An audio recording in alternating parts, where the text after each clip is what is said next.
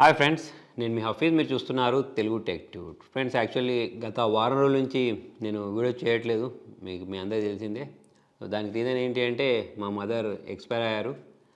Cancer ఉండే. So మరి 4-5 సంవత్సరాల నుంచి క్యాన్సర్ తోటి చాలా పోరాడింది. మాతోటి ఉండడానికి ఆ కీమోథెరపీలు, రేడియేషన్స్ అవన్నీ చాలా తట్టుకుంది. కాకపోతే లాస్ట్కు చాలా సైడ్ ఎఫెక్ట్స్ కారణంగా అయితే ఒక వారం రోజుల క్రితం చనిపోవడం జరిగింది. సో అందుకోసం ఈ వారం రోజులు అయితే నేను వీడియో చేయలేదు. ఇప్పటి నుంచి చేద్దామని చెప్పేసి అనుకుంటున్నాను. యాక్చువల్ ఏంటంటే చనిపోయేటప్పుడు కూడా మా మదర్ కోరిక కూడా ఇదే ఉండే. అంటే నేను రెగ్యులర్గా వీడియోస్ చేయాలి, పని ఆపొద్దు అని చెప్పేసి అనేది ఎప్పుడు. యాక్చువల్లీ ఇప్పటివరకు నేను ఇలా రెగ్యులర్గా వీడియో చేస్తున్నాను, లేకపోతే ఈ స్టేజ్కి వచ్చాను అంటే మా మదర్ చాలా కష్టపడింది. చిన్నప్పటి నుంచి నన్ను ఎంకరేజ్ చేసుకుంటూ వచ్చింది. నేనైనా భయపడేవాడిని కానీ, అంటే ఇట్లా కెమెరా ముందుకు రావడానికి దానికి దీనికి. కాకపోతే మా మదర్ నాకు బ్యాక్ నుంచి చాలా ఎక్కువ సపోర్ట్ చేసేది. ఏ చిన్న కష్టం వచ్చినా సరే, లేకపోతే ఏమొచ్చినా సరే ఫస్ట్ వెళ్ళి నేను మా మదర్కే చెప్పుకునేవాడిని. ప్రజెంట్ తీసుకున్నట్టయితే నాతో లేదు, కానీ పెయిన్ అయితే ఎక్కువ ఉండే అమ్మకు. ప్రతిరోజు ఈ కీమోథెరపీ కారణంగా చాలా రకాల సైడ్ ఎఫెక్ట్స్ వచ్చేవి.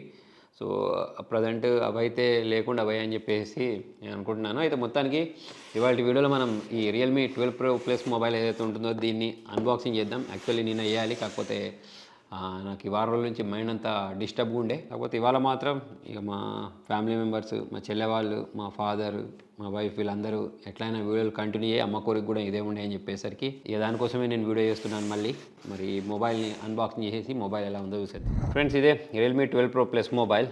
మరి దీని ఫీచర్స్ గురించి మాట్లాడినట్టయితే దీనిలో మనకు స్నాప్డ్రాగన్ 7 Gen 2 ప్రాసెసర్ని యూజ్ చేసేసారు.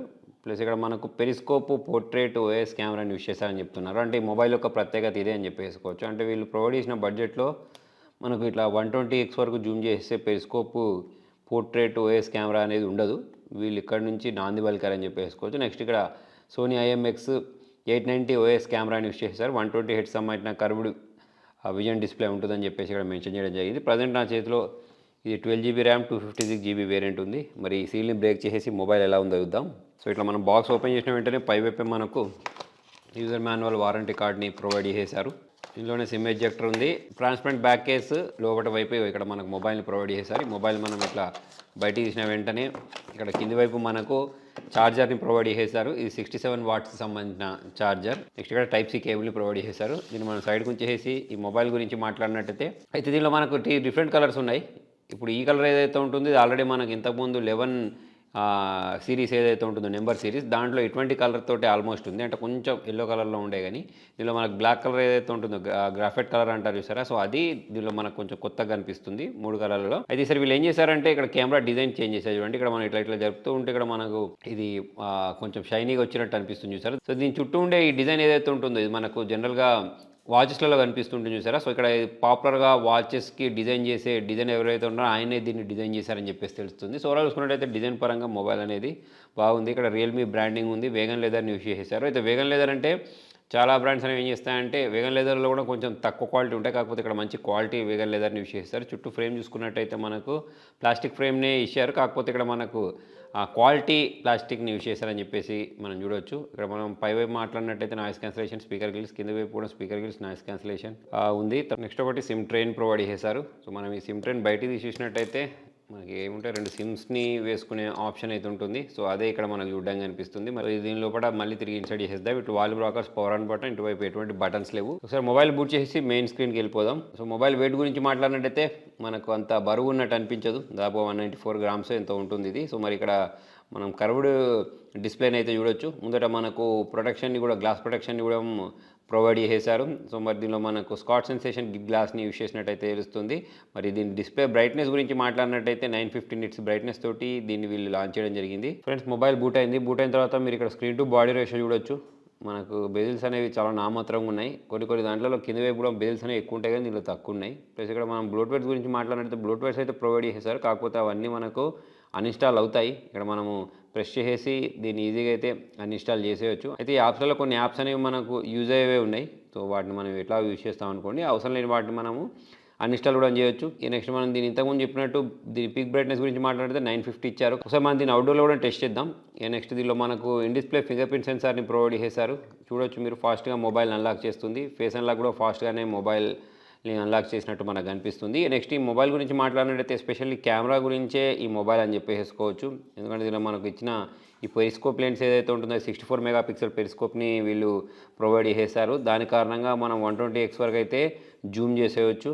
సో మరి దానికోసమే ఇది. ప్లస్ మళ్ళీ దీనిలో పోర్ట్రేట్స్ ఏవైతే ఉంటాయో పోర్ట్రేట్స్ కూడా అద్భుతంగా ఉంటాయని చెప్పేసి అయితే వీళ్ళు చెప్తున్నారు. ఇక మన వీడియో గురించి మాట్లాడినట్టయితే ఇక 4K 60 FPS యూస్ చేసి మనము రికార్డ్ చేసుకోవచ్చు. ఇక మన సెల్ఫీ క్యామ్ గురించి మాట్లాడినట్టయితే 1080p వీడియోస్ని 30 FPS వరకు రికార్డ్ చేసుకునే ఆప్షన్ని ప్రొవైడ్ చేశారు. మరి దీంతో నేను కొన్ని శాంపుల్స్ని క్యాప్చర్ చేసి మీకు చూపిస్తాను. వాటిని అయితే చూడండి. ఇక్కడ మనము 6x వరకు జూమ్ చేసి ఫొటోస్ క్యాప్చర్ చేస్తే ఎలా వస్తుంది, 120x వరకు జూమ్ చేసి ఫొటోస్ క్యాప్చర్ చేస్తే ఎలా వస్తుంది అనేది చూడండి. యాక్చువల్లీ మనం 120x జూమ్ అనే మాట అనేది ఇలా అంటే ఇది యాక్చువల్లీ ఫ్లాగ్షిప్ కిల్లర్ అంటూ ఉంటారు. కాకపోతే ఇక్కడ ఫ్లాగ్షిప్ కిల్లర్ అనడానికి మనకు ప్రాసెసర్ కూడా అటువంటిది ఇస్తే బాగుండు. కాకపోతే ఇక్కడ వీళ్ళు ఏం చేశారంటే కెమెరా మీద ఎక్కువ ఫోకస్ చేసినట్టు నాకు అనిపించింది. సరే మొత్తానికైతే ఈ ఫొటోస్ చూసేయండి.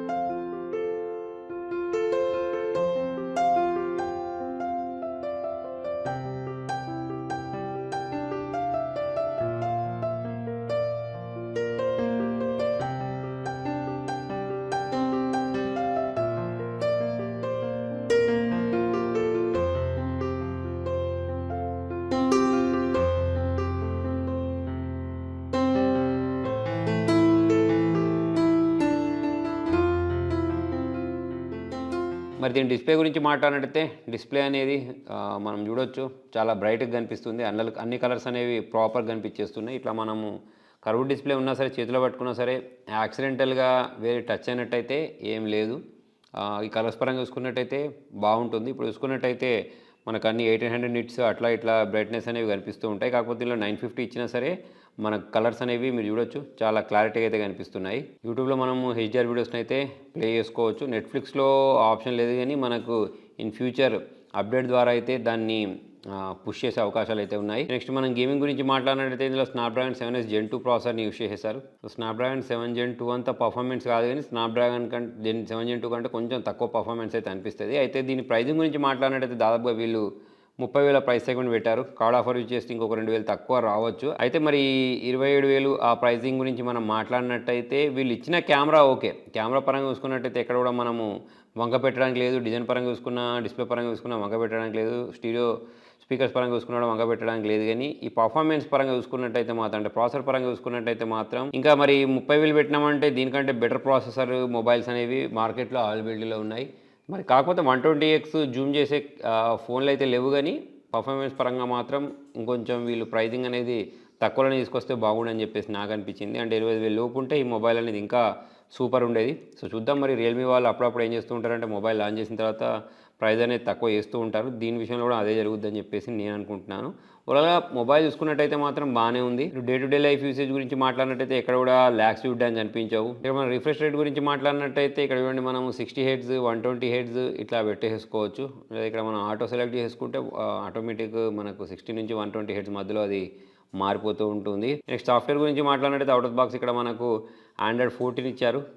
కాబట్టి మనకు అప్డేట్స్ అనేవి ఎక్కువ రోజులు అయితే వచ్చే అవకాశాలు ఉంటాయి. ఇక్కడ మనము చూసినట్టయితే 50+8+64 ఇచ్చారు కదా. దీనిలో 50 megapixel primary camera, 8 megapixel ultra wide angle కోసం ఇచ్చారు. 32 మెగాపిక్సెల్ సెల్ఫీ కెమెరాను ప్రొవైడ్ చేశారు. సో ఫ్రెండ్స్ చూసారు కదా Realme 12 Pro Plus mobile unboxing. మరి మొబైల్ గురించి మాట్లాడినట్టయితే మొబైల్ డిజైన్ ఏదైతే ఉంటుందో డిజైన్ బాగుంది, యూనిక్గా చేశారు. అంటే లాస్ట్ టైం వీళ్ళు లాంచ్ చేసిన రియల్మీ 11 ఏదైతే ఉంటుందో కొంచెం అటువంటి సిమిలారిటీస్ కనిపించినా సరే కొంచెం మాత్రం ఇక్కడ కెమెరా దగ్గర వేరేలాగా కనిపిస్తుంది. ప్లస్ కర్వ్డ్ ఈ మధ్య అందరూ తీసేసి ఫ్లాట్ పెడుతున్నారు. కాకపోతే వీళ్ళు ఇంకా కర్వ్డ్నే మెయింటైన్ చేశారు.